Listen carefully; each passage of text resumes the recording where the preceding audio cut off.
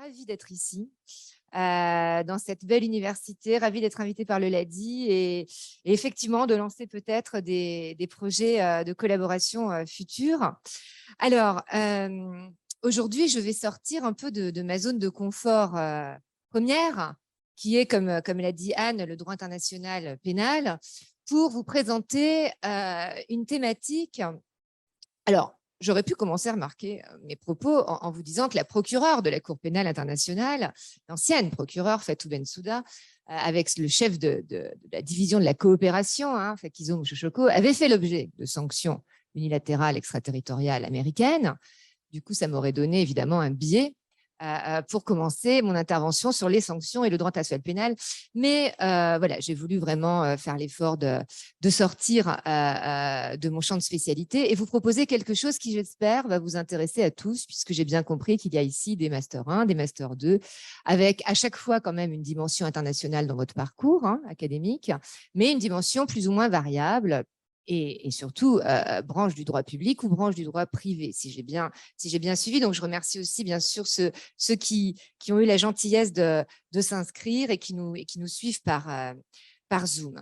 Alors, phrase du secrétaire général, l'ancien secrétaire général des Nations Unies, Kofi Annan, qui, dans son rapport de 2005, intitulé « Dans une liberté plus grande », expliquait au sujet du droit international des droits de l'homme: « Nous devons passer de l'ère de l'élaboration de la législation à celle de la mise en œuvre. » Alors, pourquoi cette phrase et pas une autre? Parce que je crois qu'avec les sanctions, on est au cœur de la quête de l'effectivité du droit. Vous savez peut-être que l'effectivité du droit n'est pas la qualité première du droit international public. Si on devait recenser les nombreuses qualités de cette branche du droit, qui est clairement ma passion, on ne citerait pas l'effectivité des normes comme qualité première, puisque l'ordre juridique international est très particulier.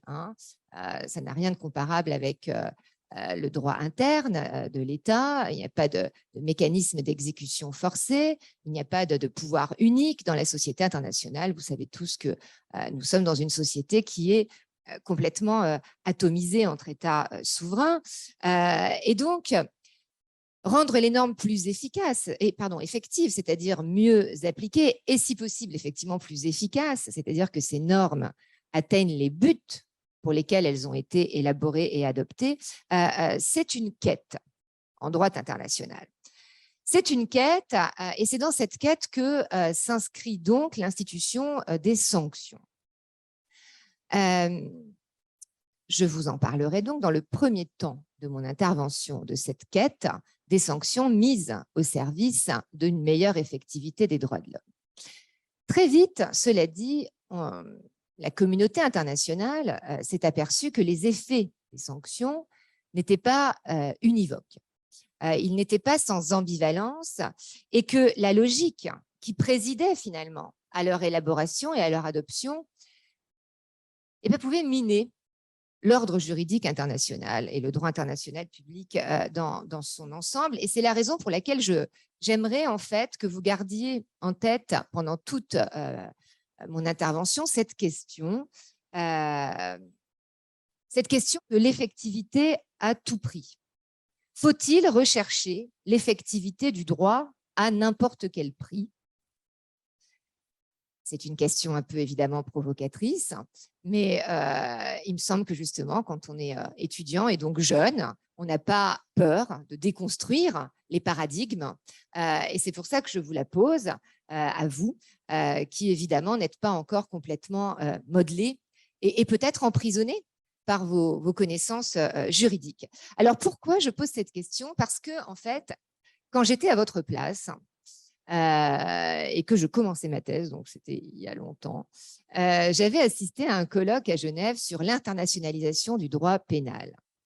Et pendant ce colloque, le professeur Serge Sur avait eu un bon mot. Il avait dit, bon, dans les années 70, c'était l'ère du droit international du développement, donc la recherche de l'égalité, d'une amélioration des conditions de vie de tous les peuples, et d'une forme de bien-être commun. Les années 90, avait-il poursuivi, sont l'ère du droit international pénal, donc l'ère des sanctions pénales.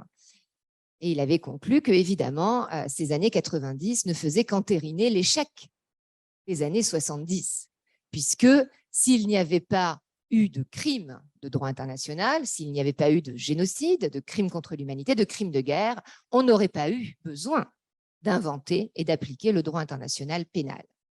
Donc, vous voyez, en 20 ans, on était passé d'une décennie d'espérance, post-décolonisation, à une décennie de sanctions. Alors, c'était normal dans les années 90 que la communauté internationale cherche à sanctionner. Rappelez-vous, les années 90, c'est la décennie des génocides. Le génocide au Rwanda, les crimes contre l'humanité en ex-Yougoslavie, les crimes de guerre dans un grand nombre d'États, notamment du continent africain. Donc, la communauté internationale cherche un moyen de sanctionner déjà les auteurs de ces crimes et ensuite, si possible, de prévenir la future commission de crimes. Et on sait que le droit international pénal emprunte au droit pénal national sa qualité préventive, dissuasive. Le fait de savoir qu'une sanction risque de peser sur vous si vous devenez vous-même un criminel de guerre, un criminel contre l'humanité, peut avoir un effet d'empêchement. Ça,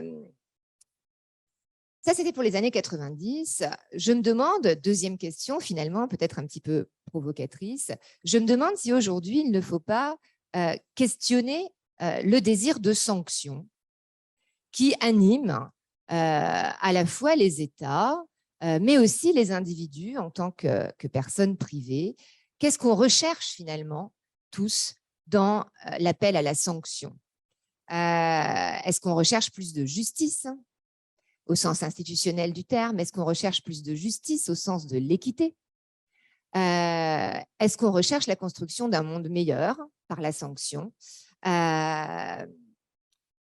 Cette idée d'un droit à la peine, là j'emprunte l'expression à la professeure Geneviève Judici-Lage, cette idée d'un droit à la peine qu'on voit s'exprimer dans le droit international pénal, elle s'exprime aussi dans le champ des sanctions finalement, puisqu'aujourd'hui, c'est l'objet de mon intervention, vous allez voir qu'on assiste à une prolifération exponentielle des sanctions dans l'ordre international. Et ça interroge. Pourquoi? Pourquoi cette prolifération exponentielle? On peut déjà l'interroger dans sa raison d'être. Je reviens à ce qui fait mon cœur de métier, le droit pénal et le droit international pénal. Vous savez, on dit que le droit pénal, c'est l'ultima ratio regis, le dernier argument du roi. Pourquoi dit-on ça? Parce que le droit pénal, c'est normalement ce qui intervient de manière vraiment à la marge, si vous voulez, de manière ultime, quand tous les autres moyens ont été employés pour sanctionner les atteintes aux valeurs fondamentales d'une société. Or, aujourd'hui, vous le savez, même si vous n'êtes peut-être pas des pénalistes, vous savez qu'aujourd'hui, le droit pénal est mobilisé en permanence, y compris dans les États, pour lutter contre certains phénomènes criminels, notamment le terrorisme. En soi, cette surmobilisation du droit pénal qui donne lieu à des sanctions, elle est intéressante parce que vous ne connaissez peut-être pas la théorie d'Ehring, mais pour Ehring, par exemple, juriste de la fin du 19e siècle, le mouvement en fait, de la peine, l'histoire de la peine, qui est la sanction ultime en droit pénal, ça devait être l'histoire d'une abolition. Parce que le droit pénal est là pour faire respecter les valeurs sociales, mais que, in fine, quand les valeurs sociales seront ancrées dans les esprits et dans les comportements, on n'aura plus besoin de la peine, puisque tout le monde se conformera au respect des valeurs et plus personne ne violera le droit. Donc, il devrait y avoir un mouvement de diminution du champ du droit pénal et pas un mouvement d'extension. Or, on voit bien qu'aujourd'hui, on est dans la situation inverse. Pour la multiplication des sanctions, c'est la même chose. Évidemment que les sanctions dans le droit international aujourd'hui se multiplient parce qu'on est face à une crise de valeurs. On est face à une crise de valeurs. Alors, je ne vais pas empiéter sur la sociologie, évidemment, ou la science politique, mais je ne peux que vous inciter à lire des articles de spécialistes de ces questions. Cette crise de valeurs, elle s'explique pour des raisons évidemment philosophiques, politiques. Elle s'explique aussi au plan technique, au plan de l'articulation des rapports de système en droit. Mais ça, je n'ai pas tellement le temps de développer. Alors, je disais, on peut questionner la surenchère des sanctions dans sa raison d'être. On peut aussi la questionner dans sa portée. Est-ce que finalement, la multiplication des sanctions aujourd'hui permet un meilleur respect du droit international? La réponse est mitigée, évidemment. On ne pourrait pas savoir quel serait le respect du droit international s'il n'y avait pas les sanctions. Mais on peut quand même constater, de manière tout à fait objective, un grand nombre de violations, alors que ce soit dans le champ, évidemment, du droit international pénal, avec la multiplication des conflits armés internationaux et la multiplication des violations de normes de droit international pénal, mais aussi une violation de certains principes cardinaux du droit international, ne serait-ce que le principe, évidemment, de l'intégrité territoriale quand on est face à certaines agressions comme celle dont tout le monde connaît l'existence aujourd'hui, à savoir l'agression de l'Ukraine par la Russie. Alors, c'est pour cet ensemble de raisons, et vous avez vu que mon introduction était un peu longue, évidemment, c'est pour cet ensemble de raisons que je me suis dit, on pourrait finalement aborder la relation entre sanctions et droits de l'homme sous l'angle de la dialectique. La dialectique, vous savez tous ce que c'est, hein, c'est la thèse, l'antithèse et la synthèse. Et alors, pourquoi la dialectique? Parce que je vais essayer de vous expliquer pourquoi cette relation entre sanctions et droits de l'homme, c'est une relation qui est faite de tensions, de contradictions intrinsèques. Et l'avantage de la dialectique, c'est qu'elle offre une espérance. L'espérance, c'est la synthèse.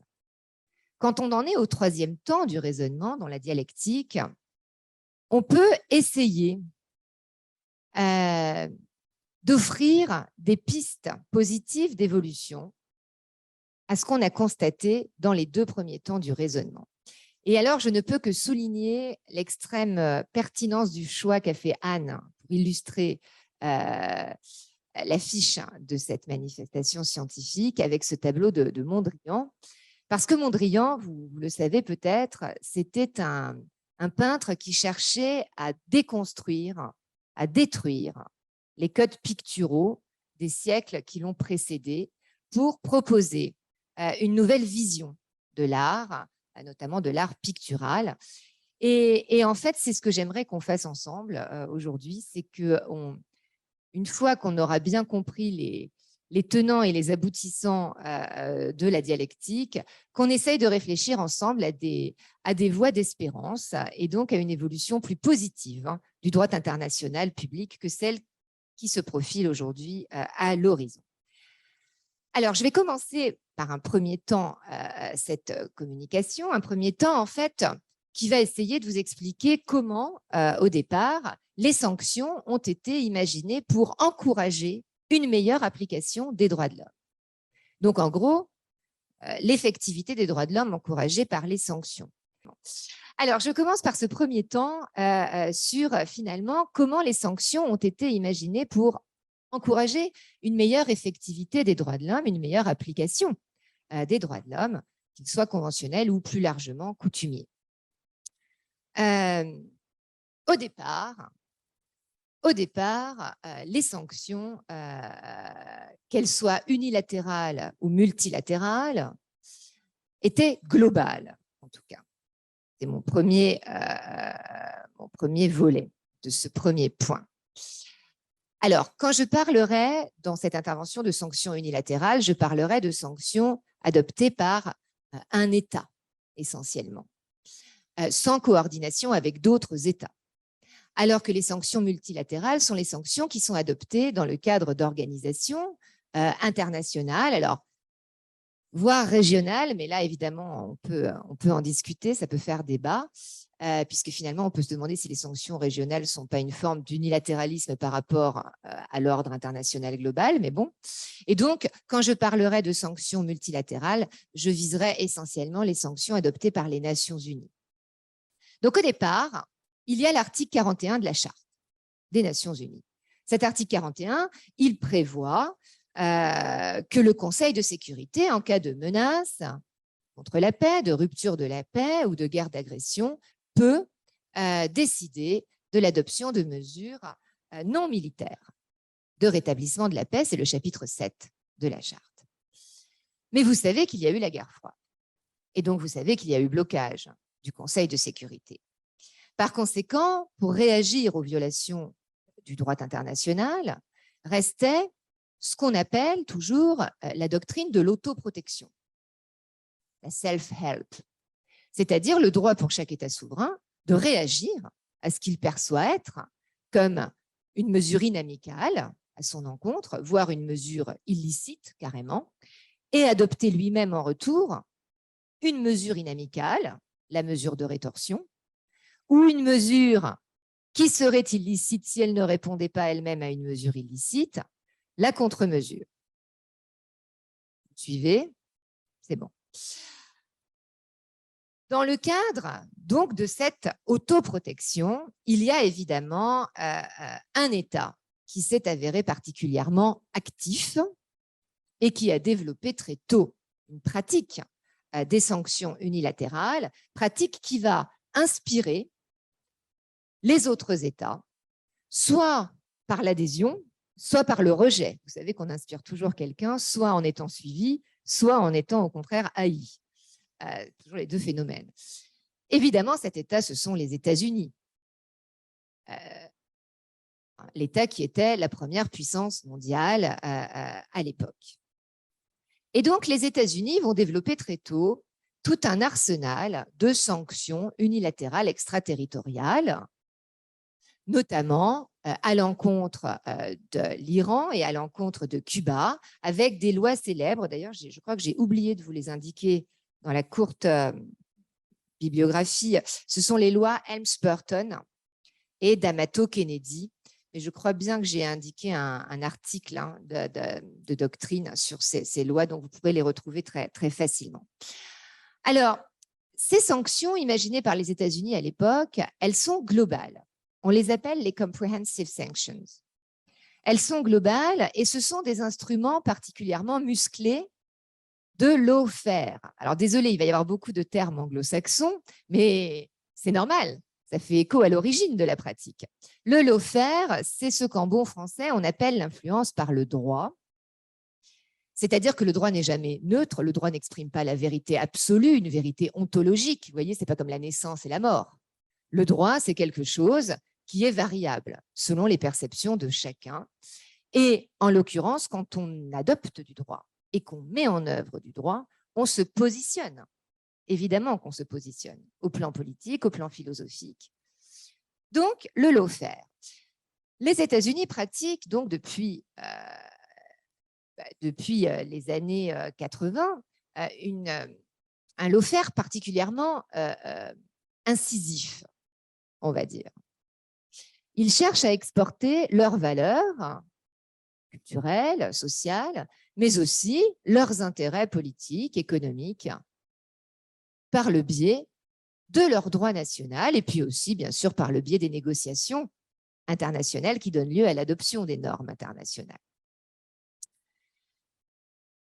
Alors, l'idée de ces premières mesures de sanctions unilatérales extraterritoriales, c'était de mettre la pression, une pression économique énorme sur des États dont le système politique, économique, déplaisait très fortement au gouvernement américain. Donc, Cuba et l'Iran, vous comprenez très bien, évidemment, quels étaient les points de crispation qu'il pouvait y avoir pour les États-Unis. Alors, ces mesures, déjà à l'époque, la doctrine écrivait sur leur licéité très douteuse. Pourquoi, d'après vous, des mesures de sanctions unilatérales extraterritoriales peuvent être vues comme illicites en droit international? Allez, je vous écoute. Un petit quiz. Pourquoi est-ce qu'un État n'a pas le droit d'adopter du droit interne qui s'exporte sur le territoire d'États étrangers et qui frappe des États ou des ressortissants étrangers? Oui, monsieur. Exactement, donc violation de la souveraineté. Violation des corollaires de la souveraineté, vous voyez lesquels? Allez, allez. La non-ingérence dans les affaires intérieures, par exemple. D'autres idées? Pas d'autres idées? Bon, en l'occurrence, il y a quand même tout un tas de corollaires, évidemment, qui peuvent être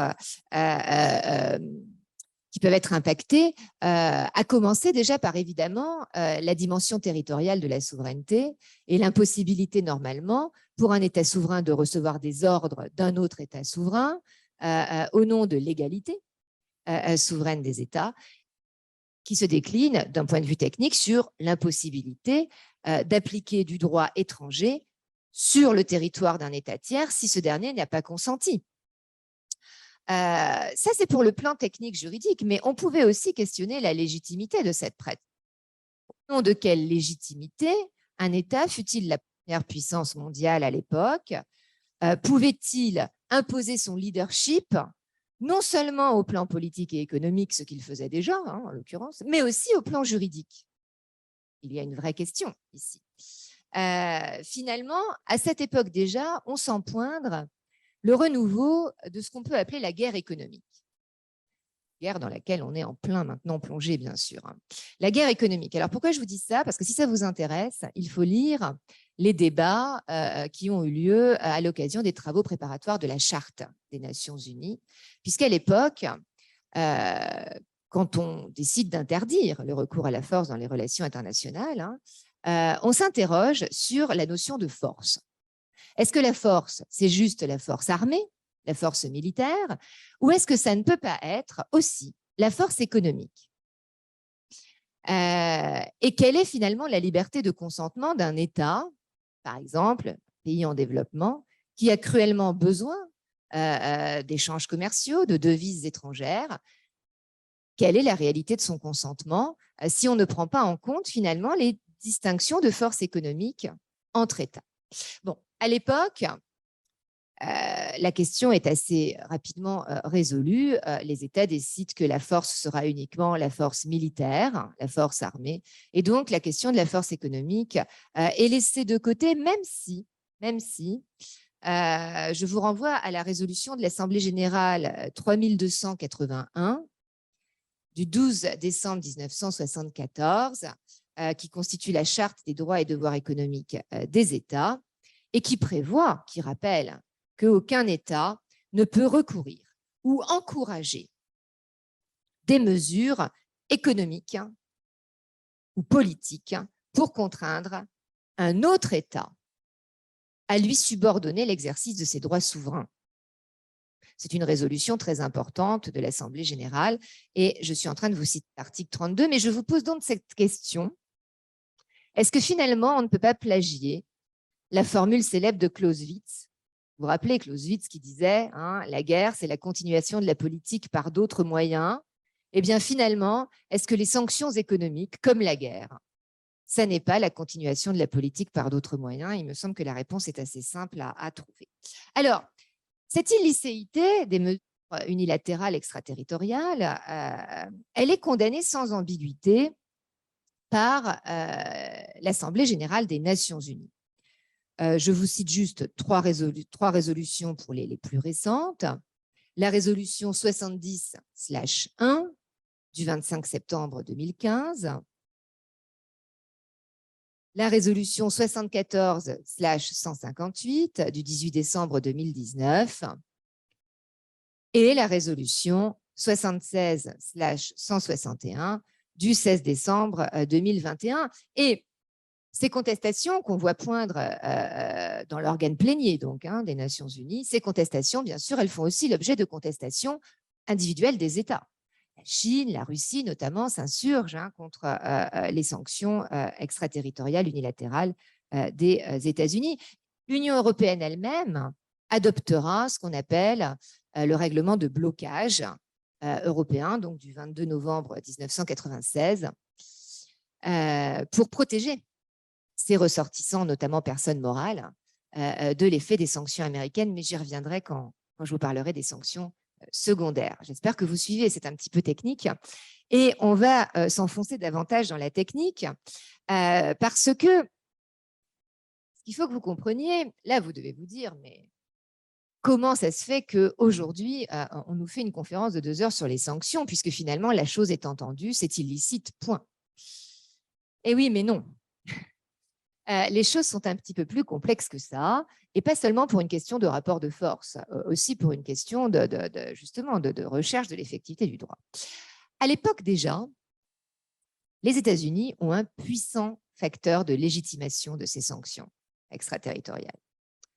Et évidemment, vous l'aurez deviné, à lire le titre de ma conférence, ce puissant facteur de légitimation, ce sont justement les droits de l'homme. Quand les États-Unis, alors attendez, ça j'ai pris des notes, oui, quand le Congrès américain adopte le Cuban Democracy Act en 1992, il justifie cette loi qui va donc entraîner l'application de sanctions extraterritoriales unilatérales, il la justifie par le fait que le gouvernement de Fidel Castro, je cite, a fait preuve d'un mépris constant pour les normes internationalement reconnues en matière de droits de l'homme et des valeurs démocratiques. Et donc, pour le Congrès américain, il s'agit, en adoptant le Cuban Democracy Act, de favoriser la transition démocratique de l'île et de favoriser un meilleur respect des droits de l'homme.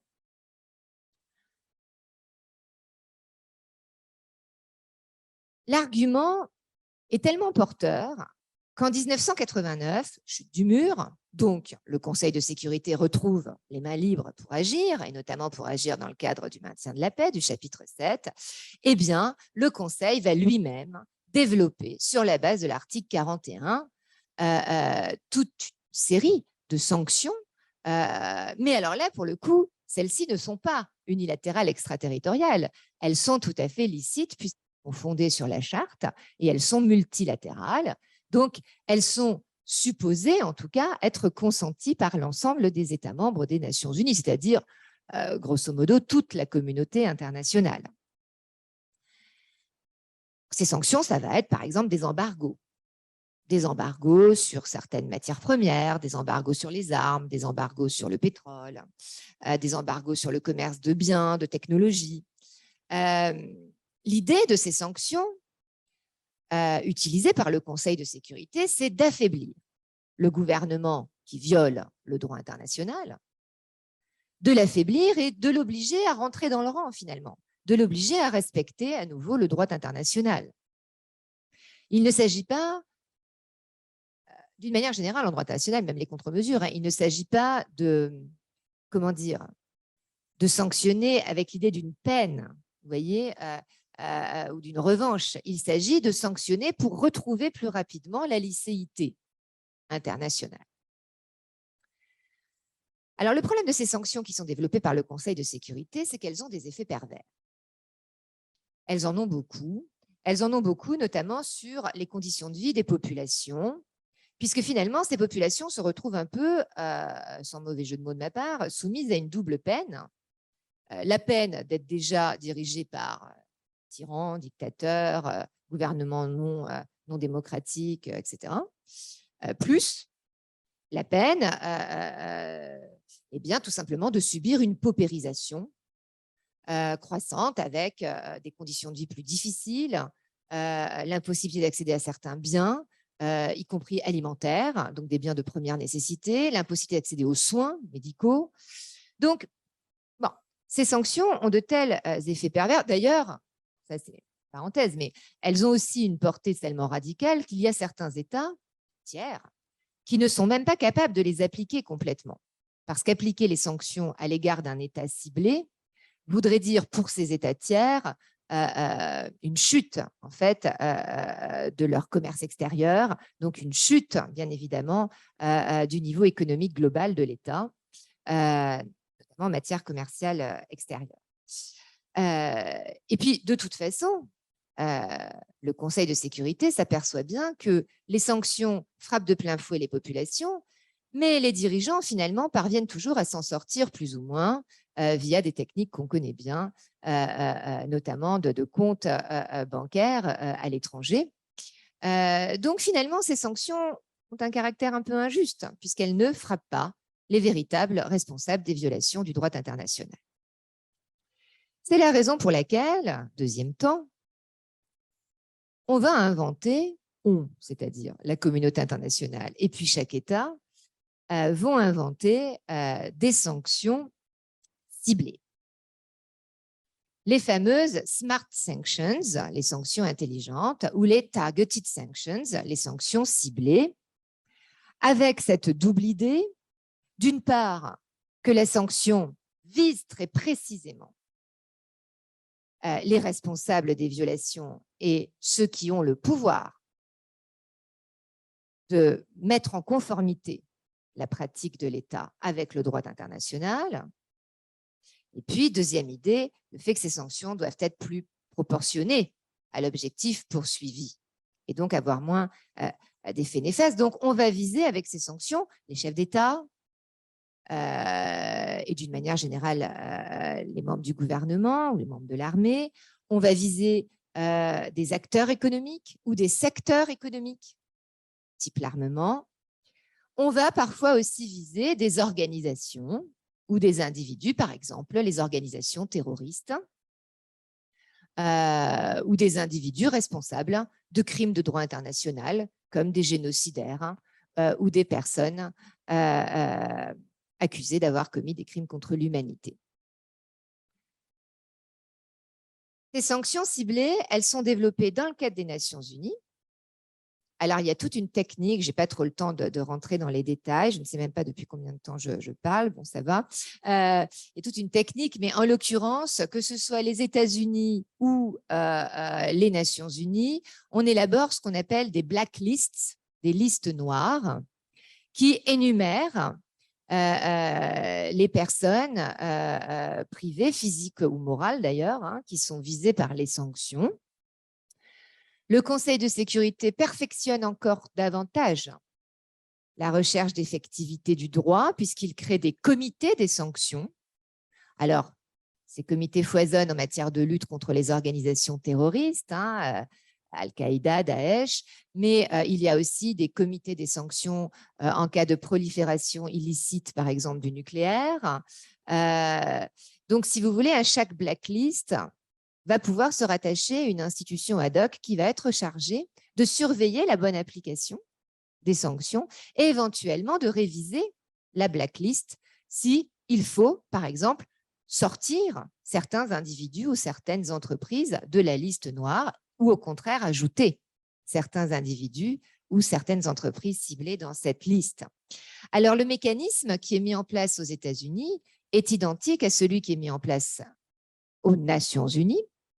Aux États-Unis, je vous ai indiqué tout ça, je vous ai fait un petit topo terminologique hein, qui vous a été distribué normalement. Aux États-Unis, on a des listes qui énumèrent donc les Specially Designated Nationals. Ces listes sont gérées par l'OFAC, l'Office of Foreign Assets Control, et en vertu de ce mécanisme, et le Department of Justice, le DOJ, et en vertu de ce mécanisme de suivi très perfectionné, on peut sanctionner à hauteur de plusieurs milliards de dollars certaines entreprises. Le record ayant été, je l'avais noté, de je ne sais plus combien de milliards pour BNP Paribas.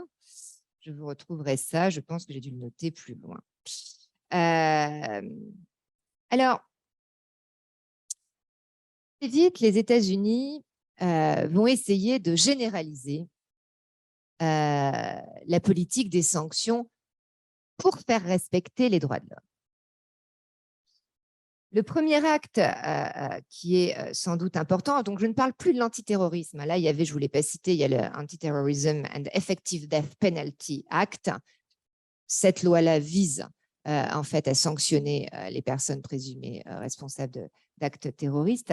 Mais là, je parle donc d'une politique plus globale des États-Unis pour faire respecter les droits de l'homme par des gouvernements étrangers.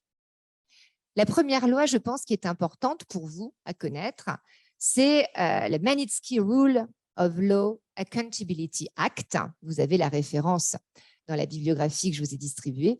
C'est une loi de 2012 qui, l'adoption de cette loi a fait suite au décès en 2009 d'un avocat russe, Sergueï Magnitsky, qui avait été emprisonné par le gouvernement de l'époque parce qu'il avait dénoncé l'existence d'une fraude massive fiscale de la part de fonctionnaires russes.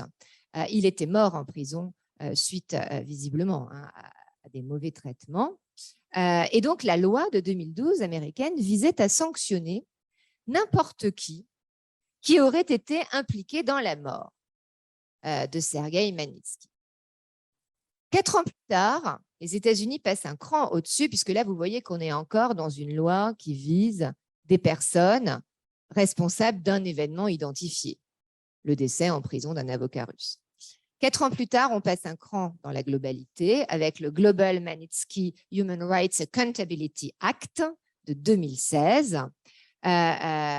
Cette loi de 2016 va généraliser le mécanisme de 2012 à toutes les situations de violation des droits de l'homme et de corruption dans le monde. Et donc, toute personne ressortissant d'États tiers, suspectée d'être associée à des violations graves des droits de l'homme, peut être inscrite donc sur une blacklist en tant que SDN, et faire l'objet donc de sanctions. Dernière loi plus proche de nous, mais importante, au sujet de la situation syrienne, le Caesar Syria Civilian Protection Act de 2019, qui porte son nom du nom du photographe syrien dont vous avez peut-être entendu parler, puisque grâce à lui, notamment en droit international pénal, les juges souhaitant exercer leurs compétences universelles ont pu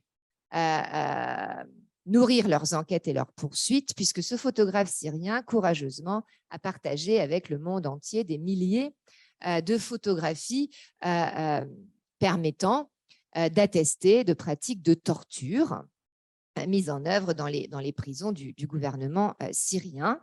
Et donc, grâce à ces clichés photographiques, un grand nombre de juges, notamment le pôle des crimes contre l'humanité en France, ou aussi le pôle spécialisé en Allemagne, ont pu entamer des poursuites contre des responsables proches du pouvoir syrien, poursuites pénales. Donc là, c'est la même idée que dans le Magnitsky Act. C'est l'idée que toute personne suspectée d'avoir commis des crimes en lien avec les crimes commis par le pouvoir syrien pourra faire l'objet de sanctions, sanctions américaines. Est-ce que vous suivez? Ça va, c'est clair? Bon, alors je continue. Je continue pour terminer cette première partie en vous disant, bon, ben, finalement, vous voyez, tous les doutes sur la licéité des sanctions que j'ai évoquées en premier lieu vont être assez vite balayés parce que la pratique américaine va inspirer les pratiques étrangères. J'ai un peu envie de dire que les États-Unis ont ouvert la boîte de Pandore. Alors, vous allez me dire, vous savez l'histoire de la boîte de Pandore. Tous les maux se déversent sur la terre parce que la boîte est ouverte, mais heureusement, à la fin, il y a l'espoir. Et justement, ça justifie ma logique de paradigme et de dialectique, parce que j'espère bien qu'à la fin, on pourra identifier des motifs d'espérer. Mais en attendant l'espérance, il y a donc le déversement de tous les maux. Et donc, l'Union européenne emboîte le pas aux États-Unis en adoptant elle-même, sur la base en plus de l'article 215 du traité sur le fonctionnement de l'Union européenne. Donc, il y a une base, évidemment, je mets des guillemets, constitutionnelle, conventionnelle, si je veux faire une approche de droit international, mais je ne veux pas me fâcher avec les européanistes de la salle. Donc, l'article 215 du traité sur le fonctionnement de l'Union européenne qui permet effectivement à l'Union européenne d'adopter des mesures restrictives de 2 sortes. Les mesures restrictives d'admission, donc tout ce qui concerne les interdictions de voyage, refus d'admission sur le territoire d'un État membre de l'Union européenne de la part d'un individus suspectés d'avoir commis des crimes, des violences, ou mesures restrictives à caractère financier. Et là, il s'agit bien sûr de bloquer les fonds, les avoirs de personnes inscrites sur les fameuses blacklists.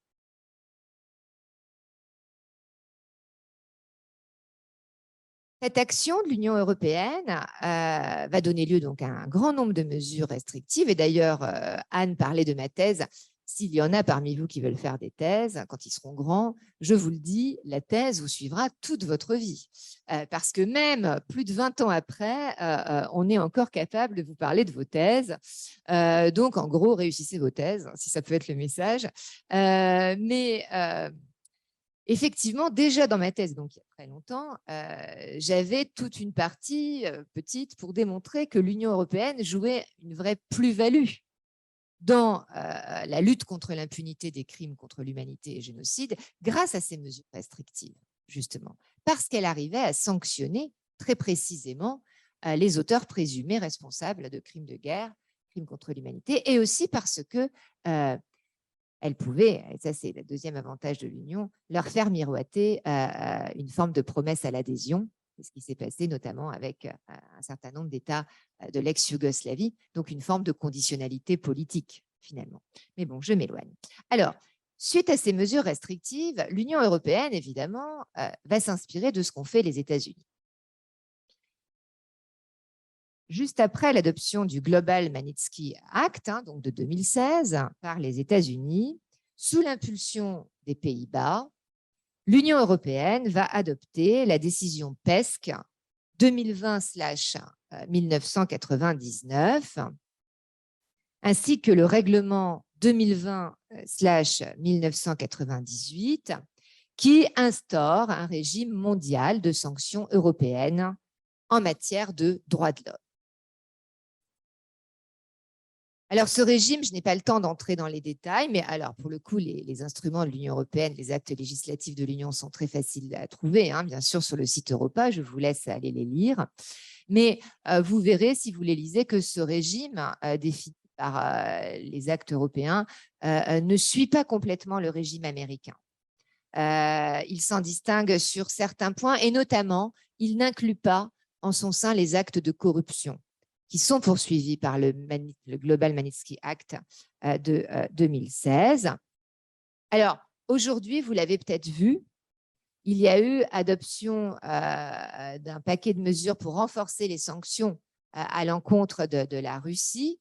Donc, les actes ne sont pas encore disponibles, mais vous pouvez, si ça vous intéresse, bien sûr, aller voir notamment le règlement d'exécution 2022/581 du 8 avril 2022, qui concerne les mesures restrictives frappant les personnes impliquées dans les violations commises à l'égard de l'Ukraine et donc dans les violations commises lors de l'agression par la Russie de l'Ukraine. Alors, ce premier point, assez détaillé, peut-être un peu trop touffu, j'espère que vous en retiendrez les grandes lignes, avait pour objectif de vous montrer comment finalement, indépendamment de leur licéité douteuse, les mesures de sanctions, qu'elles soient multilatérales, et là elles sont licites, ou unilatérales extraterritoriales, et là on peut questionner, ces mesures finalement sont entrées dans les mœurs des relations internationales et sont aujourd'hui une réalité qui est incontournable dans l'ordre juridique international.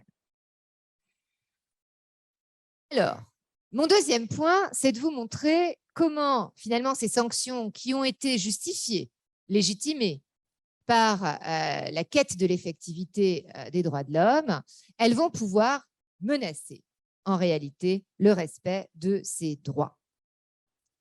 Alors là, je vais beaucoup utiliser les travaux de l'Assemblée générale des Nations unies, du Conseil des droits de l'homme et aussi du rapporteur, alors qui est une rapporteuse aujourd'hui spéciale sur les effets négatifs des mesures coercitives unilatérales sur l'exercice des droits de l'homme.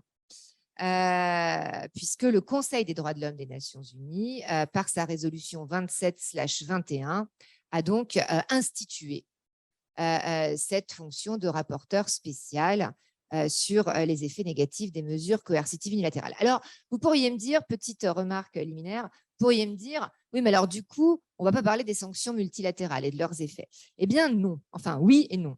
C'est-à-dire que le secrétaire général des Nations Unies a très vite souligné qu'en réalité, un grand nombre d'effets pervers pour les personnes privées, les populations, qui seront identifiés par la rapporteuse spéciale et qui donc sont produits par des mesures unilatérales, ces effets peuvent être aussi produits par des mesures multilatérales.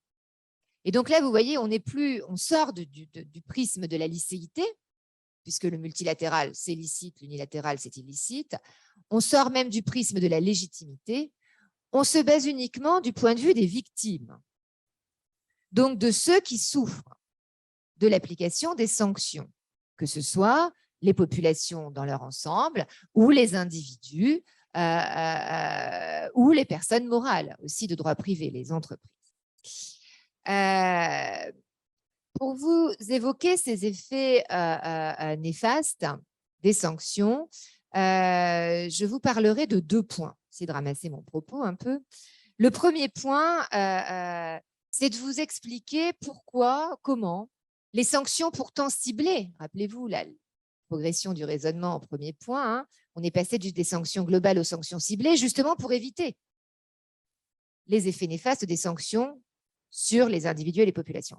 Eh bien, je vais essayer de vous montrer dans le premier temps de ce deuxième point que ces sanctions ciblées continuent, malheureusement, de produire des effets négatifs et lourds sur les populations et les personnes privées. Et dans un deuxième temps, je vous montrerai, enfin j'essaierai en tout cas, de vous expliquer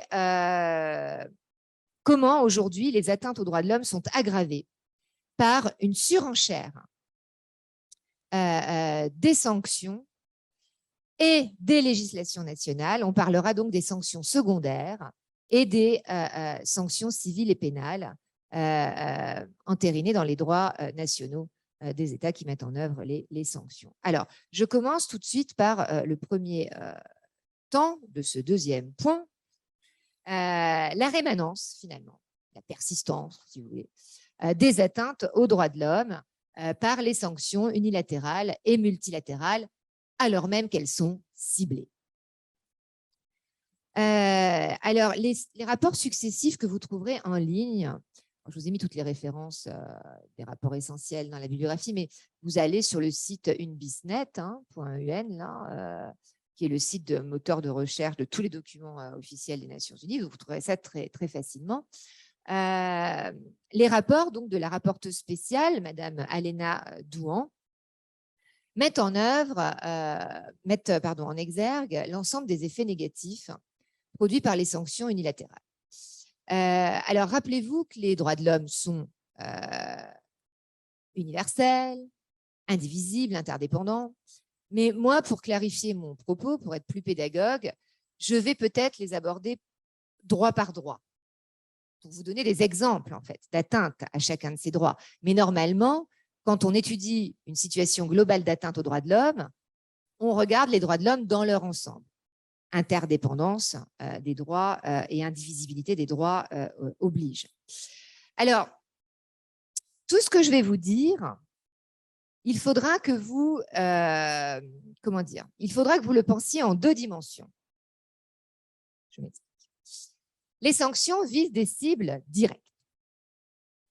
Elles visent des individus, elles visent des personnes morales de droit privé, des entreprises, elles visent des secteurs économiques, secteur pétrolier, secteur de l'armement, elles visent des organisations terroristes, par exemple. Mais, on va le voir, à côté de ces cibles directes, il y a finalement des dommages collatéraux. Il y a des cibles indirectes qui sont évidemment intimement liées aux cibles directes. Je vous donne des exemples. Quand une entreprise est visée par des sanctions, il est évident que tous les salariés de cette entreprise vont être affectés par les sanctions. Ils vont, par exemple, perdre leur emploi. L'entreprise va être obligée de baisser leur salaire, de baisser leur pension, leur couverture sociale. L'entreprise va perdre des contrats en elle-même et les salariés de cette entreprise vont être frappés d'interdiction de voyager. Un exemple donné par le dernier rapport de la rapporteuse spéciale. Pour la compagnie biélorusse aérienne Belavia, qui a donc été frappée de plusieurs interdictions, notamment interdiction de survol des territoires, entre autres, du fait du conflit, bien sûr, russo-ukrainien, 200 salariés ont vu leurs conditions de vie gravement altérées, puisque un grand nombre d'entre eux ont perdu même leur travail, même plus qu'une baisse de salaire, hein, c'est une perte de travail. Alors, il est évident que dans ces conditions, autre cible indirecte, les familles des salariés des entreprises visées. Quand vous avez des familles, qu'elles soient monoparentales ou non d'ailleurs, hein, où évidemment les parents perdent leur salaire, ça affecte les enfants, l'éducation des enfants, les soins des membres dépendants des salariés. Et puis, la rapporteuse spéciale insiste sur le fait que la population, dans son ensemble, reste finalement fortement affectée par les sanctions. Je vous ai mis dans la bibliographie, vous verrez, il y a des rapports qu'on appelle sectoriels, donc d'état de situation.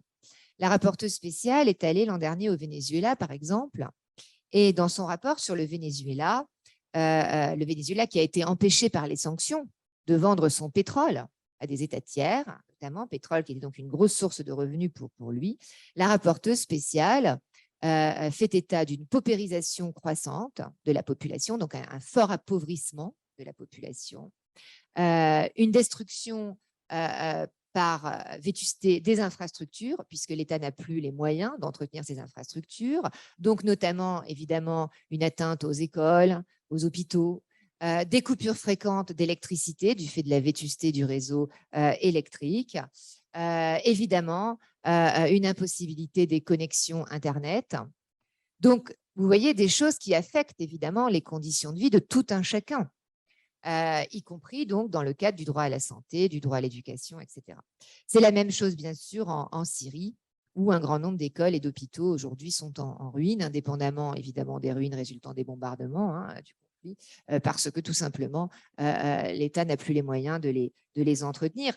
Et là, je vous parle de la population de l'État ciblé, mais on peut même dire que les populations des États tiers, et notamment des États voisins de l'État ciblé, peuvent être aussi affectés. Par exemple, dans le cadre de sanctions très importantes, et alors si en plus il y a un conflit armé, évidemment, ça en rajoute, les États tiers sont impactés par des afflux migratoires de la population de l'État ciblé, c'est évident, qui cherche à fuir les conditions de vie terrifiantes qu'on lui impose. Et il est évident que l'ensemble des États qui avaient comme partenaires commerciaux privilégiés les États ciblés vont avoir un manque à gagner énorme qui va se répercuter, bien sûr, sur le niveau de vie global de la population. Tout ça, c'est une logique assez simple à comprendre. Alors, si on veut rentrer dans le détail des droits de l'homme affectés par les sanctions, et là, je vous invite à lire, bien sûr, tous les rapports successifs de la rapporteuse spéciale et les notes du secrétaire général des Nations Unies. Mais globalement, le premier des droits, c'est le droit à la vie. Je vous ai indiqué en référence à des articles que j'ai écrits il y a très longtemps, mais je ne l'avais pas abordé sous l'angle des sanctions, mais j'aurais pu finalement. Quand vous avez des targeted killings, des meurtres ciblés contre des personnes qui sont inscrites sur des blacklists, parce que suspectées, par exemple, d'actes terroristes, de leadership en matière d'organisation terroriste, il est évident que ça constitue en droit international ni plus ni moins qu'une exécution extrajudiciaire illicite. Et là, évidemment, c'est la preuve que la sanction peut porter atteinte au droit à la vie, et directement. D'une manière générale, quand vous soumettez une population à des conditions de vie quasiment impossibles, en fait. Alors, on pense ici à l'Irak, dans les années 90, première guerre du Golfe, et donc premier grand régime de sanctions pourtant multilatéral. On peut aussi penser évidemment à l'occupation de la bande de Gaza par Israël. Quand les conditions de vie sont telles qu'on ne peut pas vivre, eh bien, vous avez évidemment une atteinte au droit à la vie. C'est quand même assez simple à comprendre. Autre atteinte, le droit à l'autodétermination. Et là, on en revient à la raison d'être même des sanctions.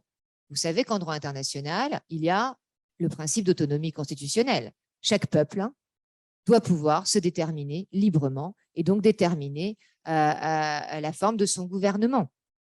Eh bien, il est évident que quand des États tiers cherchent à modifier l'orientation politique d'un gouvernement qui ne leur convient pas, il y a une violation directe du droit à l'autodétermination.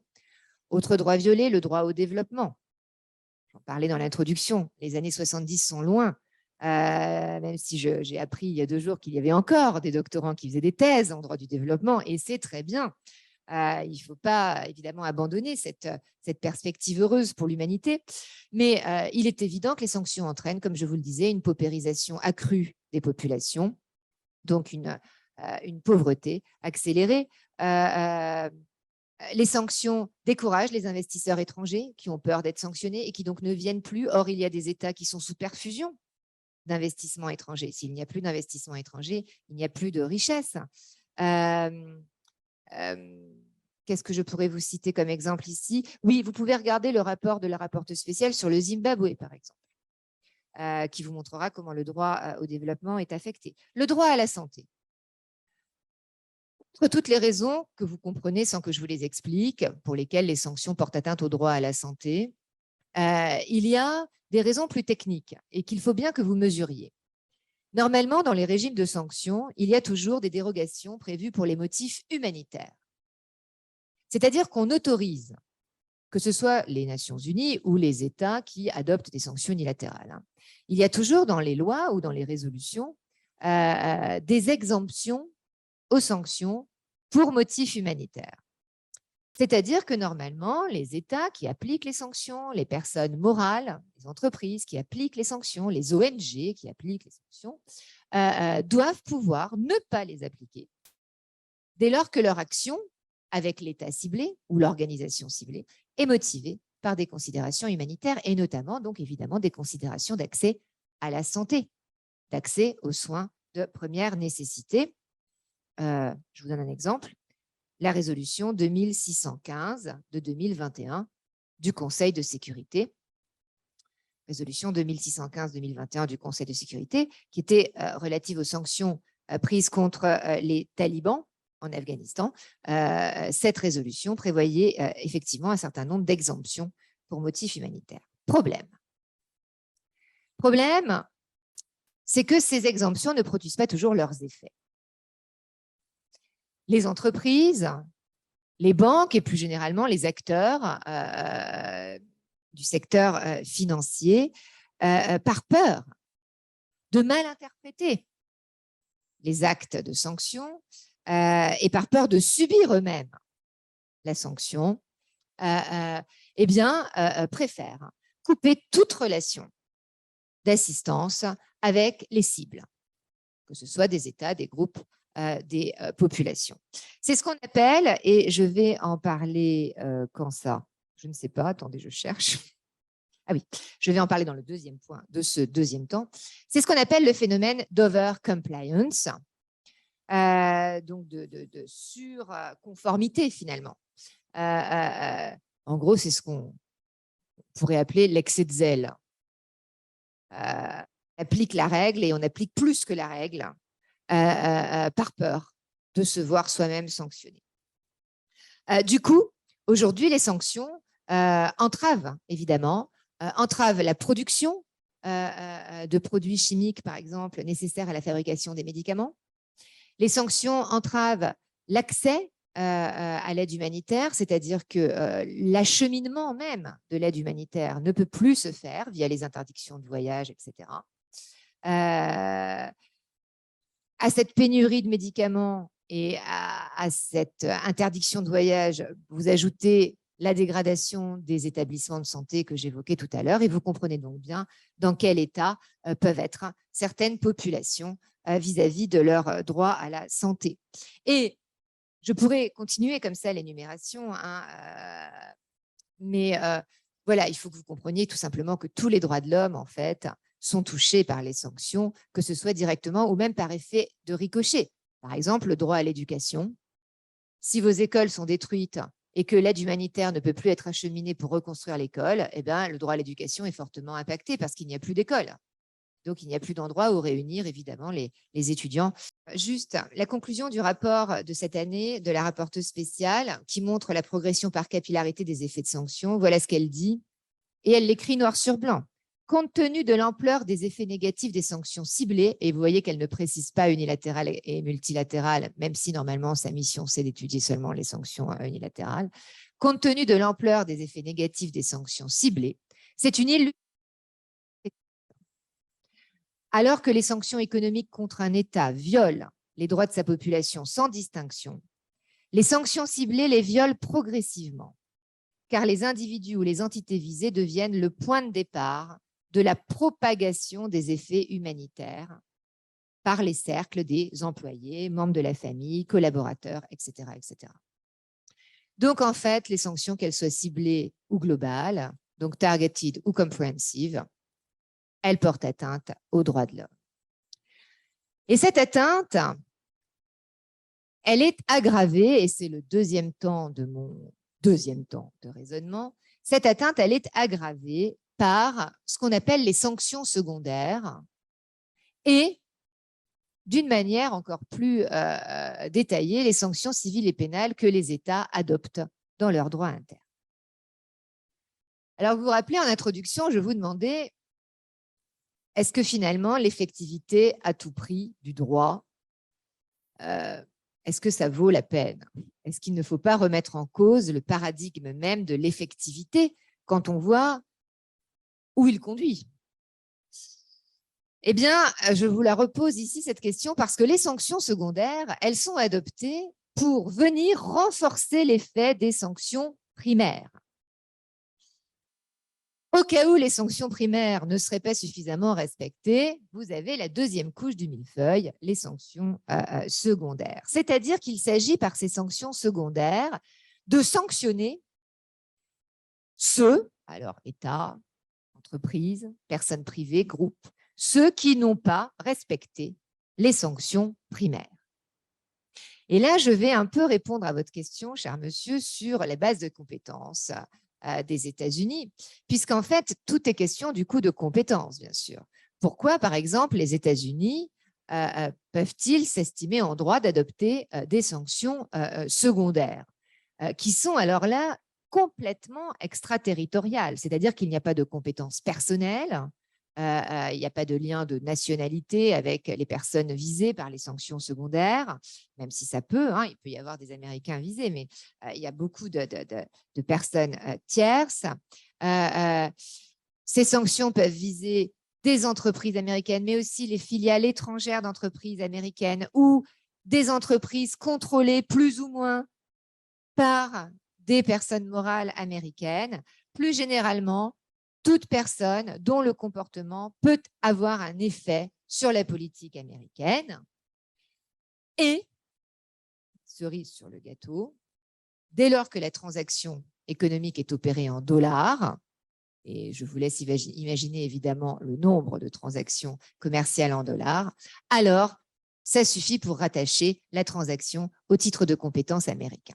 Donc, c'est une vision de la compétence nationale extrêmement vaste, la suprématie du dollar faisant le reste, ce qui vous explique pourquoi ces sanctions secondaires sont redoutables, et c'est pour essayer, mais alors comme vous l'avez dit,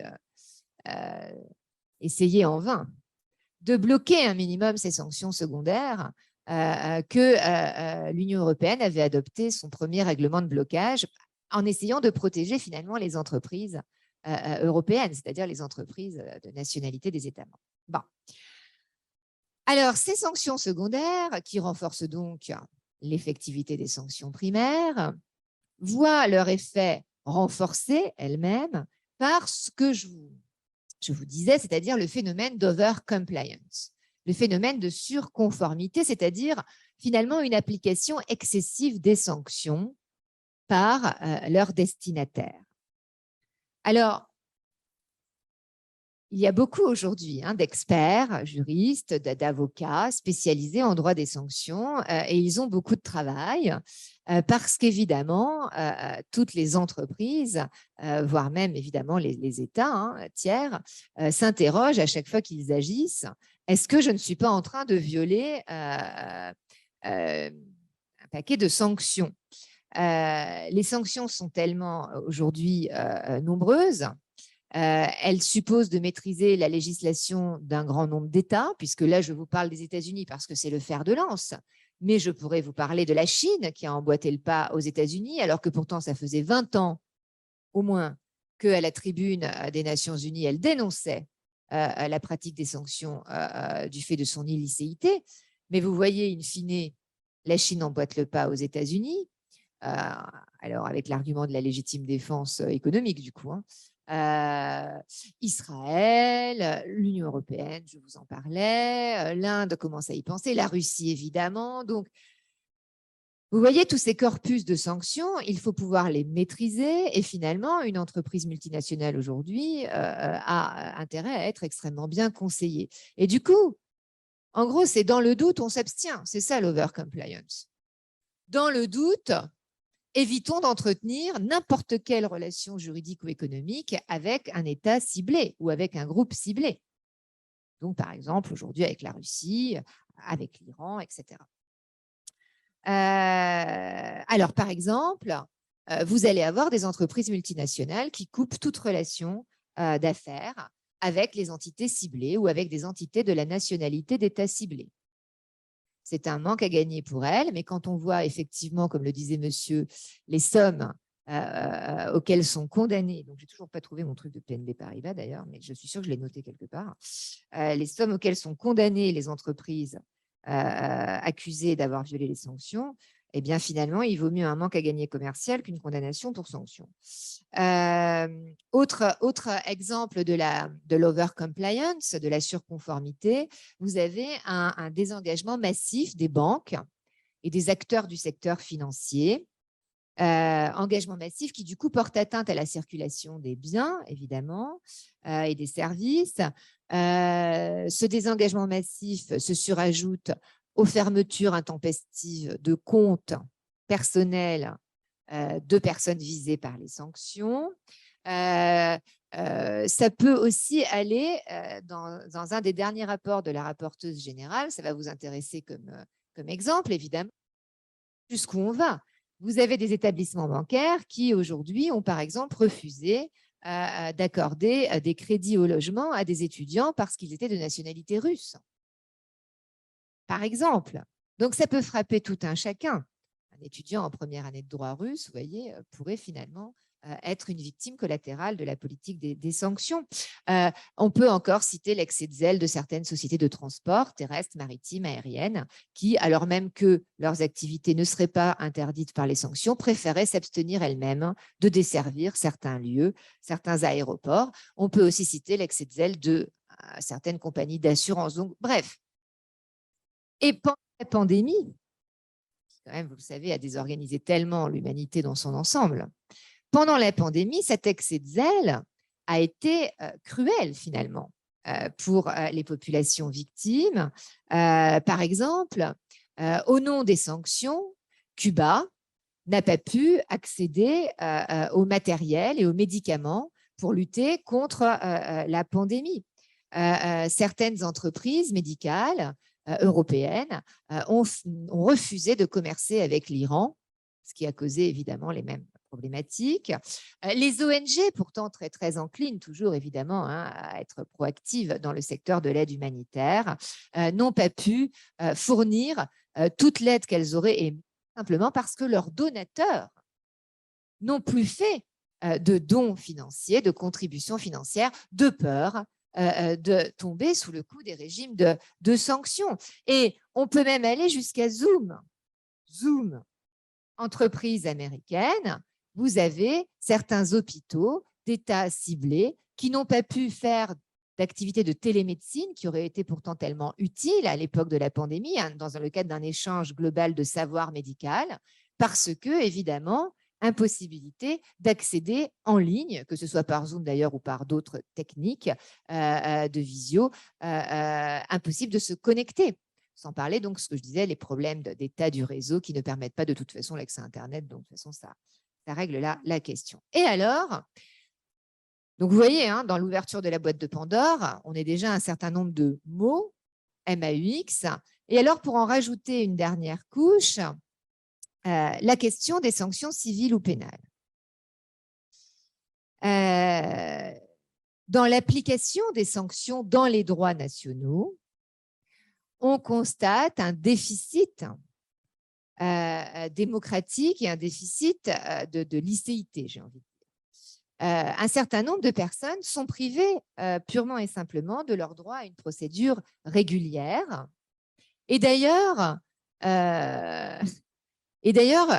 surtout quand ce sont des entreprises multinationales, elles ne vont même pas au contentieux. Elles ne contestent même pas. Elles préfèrent conclure des accords. Donc, si vous vous intéressez de près à la pratique américaine, vous verrez qu'il y a 3 sortes d'accords. Hein. Il y a le guilty plea, l'accord de culpabilité. L'entreprise reconnaît qu'elle a violé les sanctions et elle négocie donc le montant de l'amende parce que tout l'enjeu est là. C'est négocier le montant de l'amende. Il y a ensuite le Deferred Prosecution Agreement, l'accord de poursuite différée, et puis il y a le Non-Prosecution Agreement, l'accord de non-poursuite. Mais tous ces accords vous montrent que les entreprises, plutôt que d'aller au contentieux et de subir peut-être une défaite judiciaire devant des juridictions américaines, préfèrent négocier et payer. Vous avez aussi toute la question, bien évidemment, de la contestation possible des sanctions par les individus, mais je la réserve pour mon 3e temps de dialectique. Mais de toute façon, même quand on peut contester les sanctions, les procédures nationales sont très complexes. Et quand évidemment on est une personne privée étrangère, sans forcément les moyens financiers de prendre le conseil juridique qui va bien, eh bien, on est quand même assez démuni pour faire valoir son droit à une procédure équitable. J'ajoute à cela que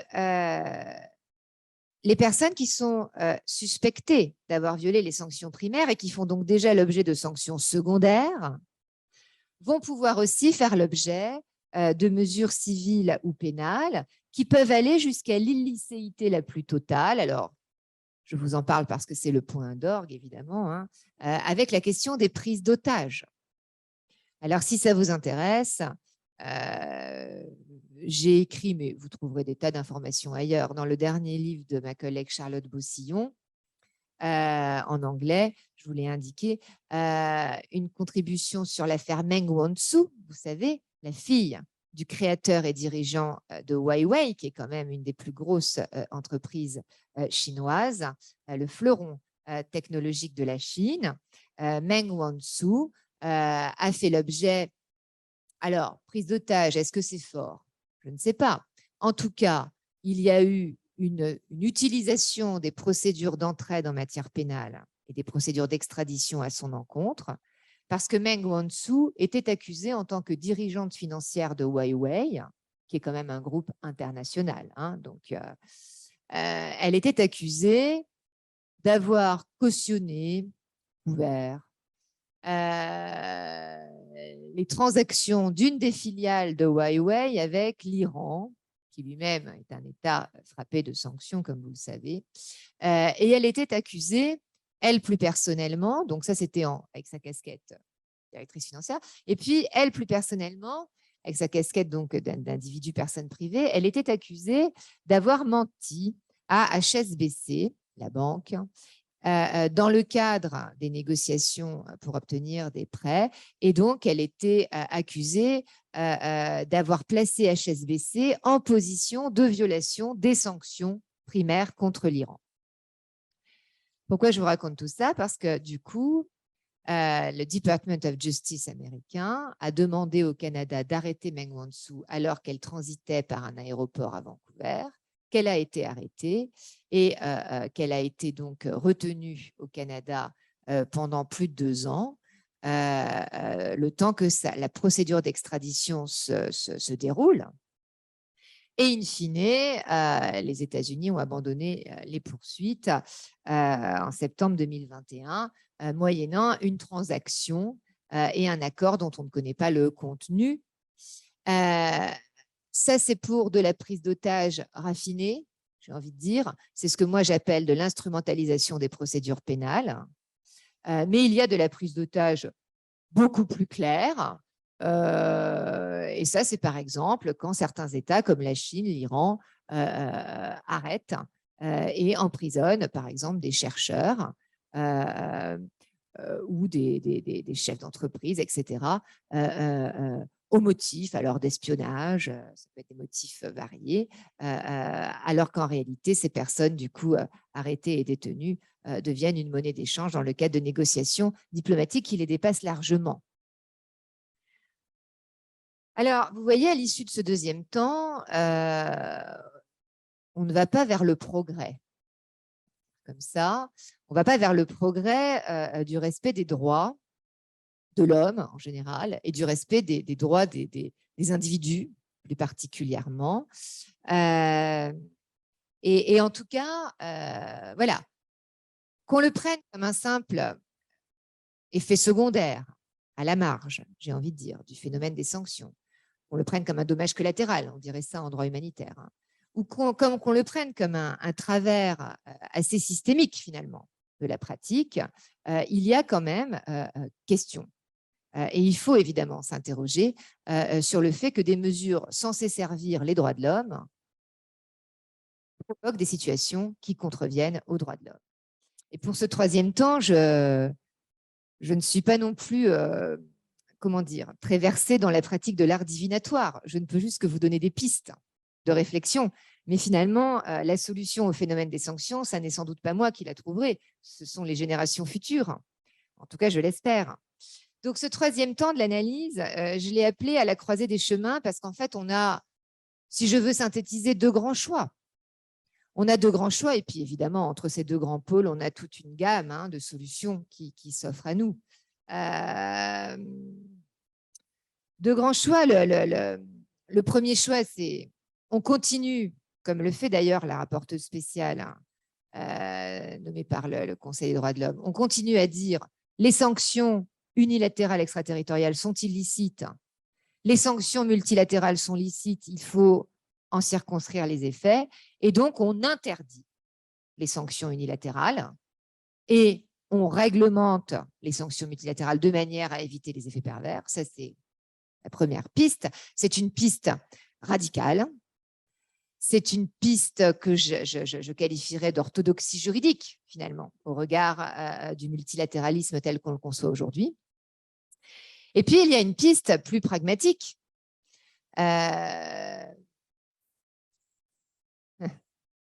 En tout cas, qui tire expérience de ce qu'a été l'humanité jusqu'à présent. C'est difficile pour l'humanité d'oublier quelque chose qu'elle a créé, qu'elle a découvert. On le voit très bien avec l'arme nucléaire.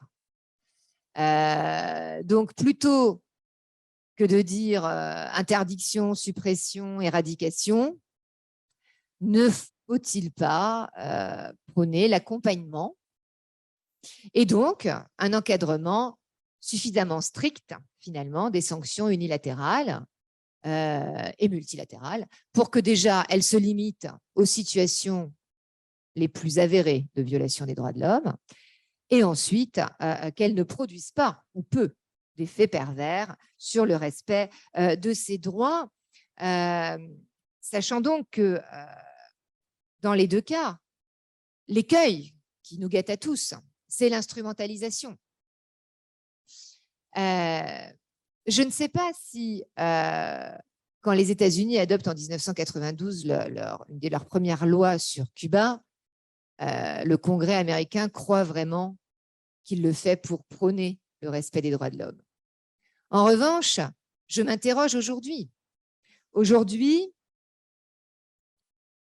vous avez la loi sur la prévention du travail forcé des Ouïghours, décembre 2021.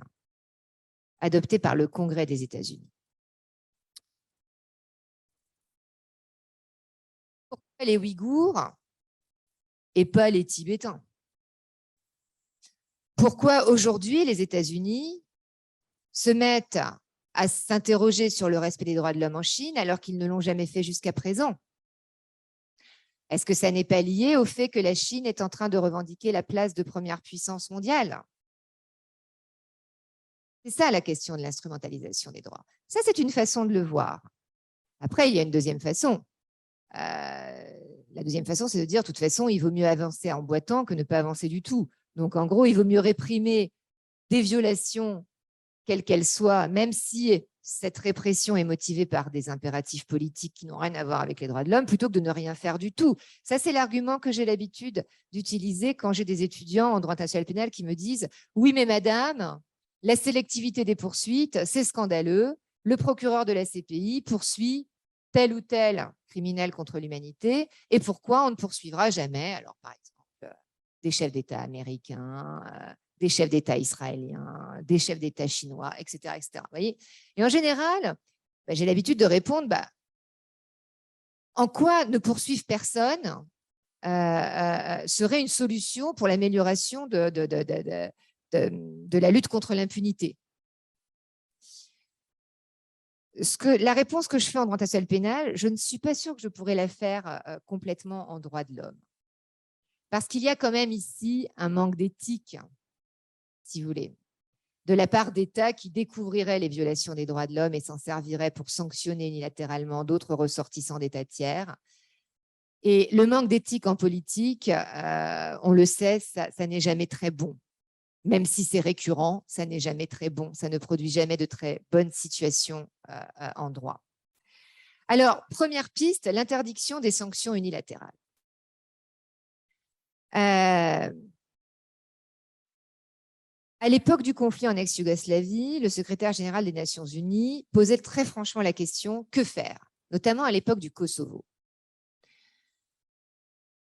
Aurait-il fallu ne rien faire pour respecter notamment le droit de la Charte des Nations Unies et le droit du chapitre 7, et donc respecter l'absence d'autorisation donnée par le Conseil de sécurité à l'OTAN de frapper de manière aérienne le Kosovo, ou pouvait-on s'autoriser la violation du droit international pour sauver des vies, éviter la commission de crimes de masse, etc. On est dans une situation complexe, que faire? Et là, on peut se reposer la même question. Face à des exactions graves, des violations graves du droit humanitaire, des droits de l'homme, que faire? Faut-il adopter des sanctions ou pas? Le prisme choisi par les organes de protection des droits de l'homme est plutôt un prisme négatif. Il est de dire les sanctions causent tellement d'atteinte aux droits de l'homme qu'il vaut mieux s'en passer et trouver une autre solution, faire autre chose. Et dans ces cas-là, évidemment, se pose la question de la faisabilité. Comment réunir à la table des négociations tous les États qui pratiquent aujourd'hui les sanctions pour leur faire comprendre qu'il vaudrait mieux adopter un instrument international interdisant les dites sanctions. On est quand même à la limite, bien évidemment, de la théorie et de la pratique ici. D'où la deuxième piste, puisqu'il va quand même être très difficile de revenir en arrière et d'oublier ce mécanisme des sanctions. Ne faudrait-il pas l'encadrer et donc construire un véritable droit international des sanctions? Supposerait donc une mise en conformité des sanctions unilatérales extraterritoriales avec les grands principes du droit international général.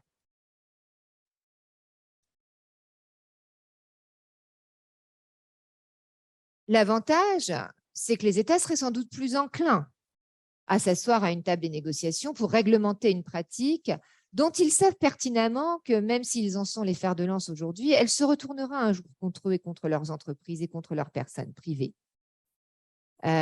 Jusqu'à présent, je vous le disais, les États-Unis et une partie d'ailleurs de l'Occident étaient à la pointe de cette pratique. Mais demain, la Chine va elle-même pouvoir appliquer les sanctions de manière généralisée. Et la puissance économique de la Chine fera le reste. Qu'en sera-t-il si la Russie, et on verra comment évidemment la Russie se sort de la situation actuelle de l'Ukraine, mais si la Russie est encore en mesure à terme de peser dans les relations internationales et qu'elle emboîte le pas à la Chine, est-ce que ça ne serait pas un bon moyen d'obliger les États qui jusqu'à présent pratiquent les sanctions à s'asseoir à la table des négociations pour éviter tout simplement que l'ensemble des relations économiques soient affectées? Je ne parle même plus des droits de l'homme là, mais dans une société quand même capitaliste, voire néolibérale, il est quand même très important de préserver les flux. Et les sanctions exponentielles vont à force affecter l'économie mondiale. C'est une évidence. Elles l'affectent déjà. On a déjà des pistes. On a déjà des pistes pour essayer d'imaginer un droit international des sanctions qui serait, alors n'allons pas jusqu'à la conformité, mais en tout cas la compatibilité avec le droit international. Vous savez tous qu'à l'époque des premières blacklists des États-Unis, nous avons eu les célèbres affaires Youssouf et Kadi devant les juridictions européennes, de l'Union européenne.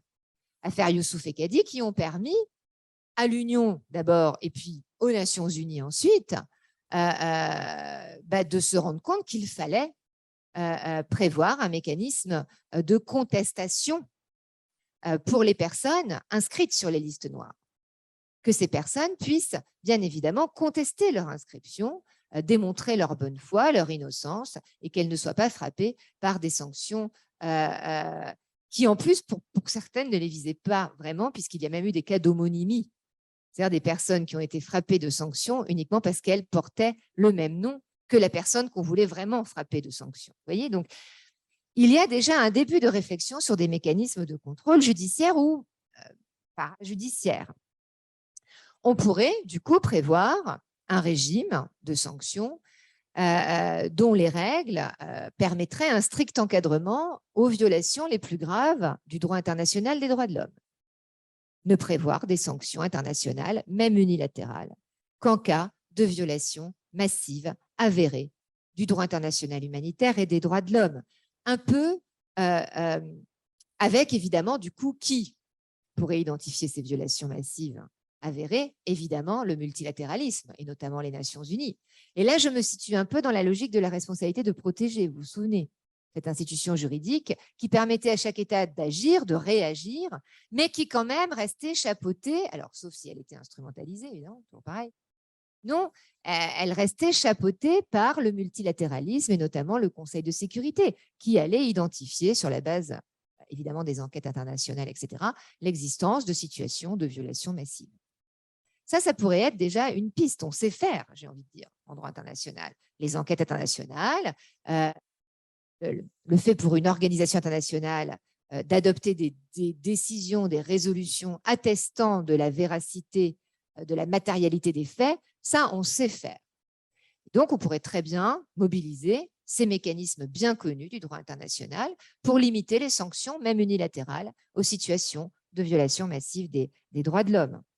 On pourrait aussi prévoir des mécanismes de contrôle de la licéité des sanctions adoptées et toute une gamme de réactions possibles. Et j'appelle votre attention ici sur une affaire qui est en cours devant la Cour internationale de justice et qui finalement peut être rattachée à notre propos, alors de manière très étirée. Et je ne dis pas que la Cour internationale de justice serait forcément la voie idoine, je dis juste que ça existe. Cette affaire en cours, c'est celle qui oppose l'Iran aux États-Unis, puisque les États-Unis ont prévu de bloquer un certain nombre de fonds iraniens pour procéder aux réparations des victimes d'attaques terroristes, notamment américaines. Et donc, l'Iran a entamé une procédure devant la Cour internationale de justice. Alors, sur la base d'un traité dont j'ai oublié le nom, mais attendez, je l'ai noté quelque part. C'est ça, c'est le traité d'amitié, de commerce, etc. etc. 15 août 1955. Donc, sur la base de ce traité, une clause finalement de consentement à la compétence de la Cour. Et l'Iran ne se cache pas qu'il cherche à récupérer 2 milliards de dollars qui ont été bloqués par les États-Unis, que ce soit au plan politique, gouvernemental, mais aussi au plan judiciaire, puisque les juridictions américaines elles-mêmes ont procédé à ce blocage. Donc, un contrôle juridictionnel ou conventionnel même, ça, il y a des mécanismes de contrôle conventionnel en droit international, pour contrôler donc la licéité de l'application des sanctions et éventuellement donner réparation à ceux qui sont victimes de sanctions illicites. Et bien évidemment, last but not least, au-dessus de tout ça, rappeler dans ce qui serait finalement un droit international des sanctions la primauté absolue des principes cardinaux du droit international général et des droits de l'homme, bien évidemment. Donc, ne pas tolérer la moindre atteinte formelle aux droits de l'homme dans tout régime de sanctions unilatérales censé servir les droits de l'homme. C'est d'une logique implacable, tout ça. Et ça, ce ne sont que quelques pistes. Et évidemment, en vous les disant, j'ai bien conscience peut-être de la naïveté, de l'utopie. Mais vous savez, ça c'est une phrase que j'aime beaucoup et peut-être ça sera le mot de la fin. C'est Gaston Bachelard qui écrivait ça, qui disait le possible est une tentation que le réel finit toujours par accepter. C'est valable pour le pire, je crois que je vous l'ai montré, mais c'est aussi valable pour le meilleur. Quand quelque chose est possible, un début de possible, avec suffisamment d'énergie, de volonté, de chance, que ce soit dans les relations internationales ou ailleurs, eh bien la réalité finit parfois par l'entériner. Et je vous rappelle que quand on a créé le tribunal de Nuremberg, on ne pensait pas qu'on le créerait, et a fortiori quand on a créé la Cour pénale internationale, ce qui était sans doute encore plus fort que de créer le tribunal de Nuremberg. Voilà, 10 ans avant, on n'aurait sans doute pas songé à la faisabilité d'une telle création. Donc parfois, il suffit juste que le réel accepte le possible. Et c'est sur ces mots que j'en ai terminé.